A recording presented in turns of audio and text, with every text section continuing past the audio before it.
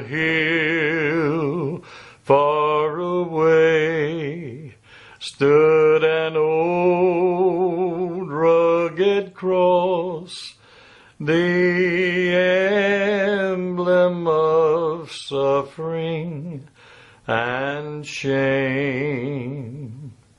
And I love that old cross where the deer... I had an uncle who sang gospel music. He's probably the most famous bass singer in the history of gospel music, named James Wetherington. And he had a group right here in Lakeland, and I used to be the little guy that was the gopher. And some of the gospel greats that sang with him, in fact, they're all in the Hall of Fame now.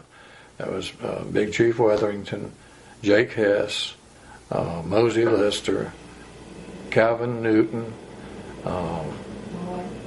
Wally Varner, and then I've also hung around with J.D. Sumner and all of his group, and most of those are in the Hall of Fame also. But I didn't know I was rolling in high cotton at that time. I just was a gospel music enthusiast. Now gospel means a whole totally different thing to me. It's given me a real good living. And then on top of that, I get to see people's lives change through music. And it's a wonderful, wonderful experience if you see it happen. And I've sung to as many as 10, 15 people, and I've sung to as many as 85, 90,000 people. And then I was told one day that I had 20 million people watching me on Hee Haw and on the different Nashville TV shows. So I've had a chance to witness to a lot of people with my gospel and my country music. I liked and enjoyed country music. Billy Crash Craddock was a wonderful man and a great entertainer. But gospel was always my favorite music, and that's why I'm back into it now. We were doing the Hee Haw television show. And they were getting ready for us, and they sent us into the makeup room. I got in there, and it was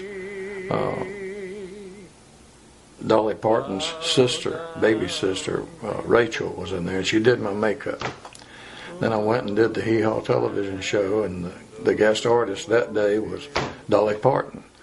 So I sang with one sister and had my hair and my makeup done by another sister. That night I had to go to South Carolina and sing at the Peach Festival, and our other sister was there. What was her name? Stella Parton. So I had 3 Parton girls in one day that were fussing over me, so I enjoyed that. My first recording was with a group called the Pathfinders Quartet back in about 1962 or 63. And then we just constantly been putting out new ones with every group that I've been with, and now we've accumulated something like 24, 25 albums with different groups I've been with.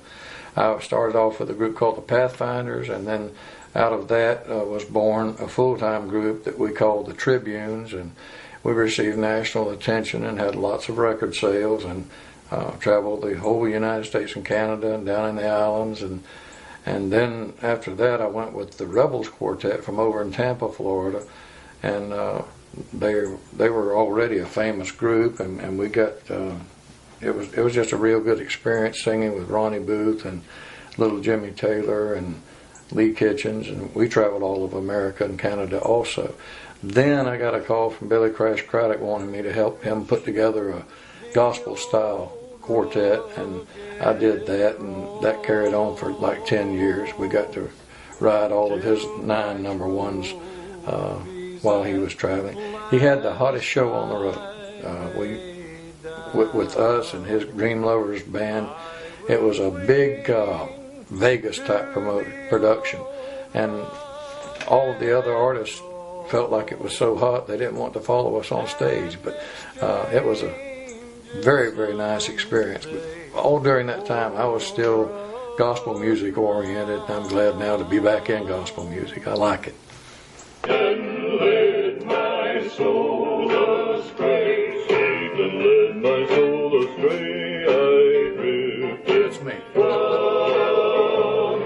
Now there's some even lower stuff coming.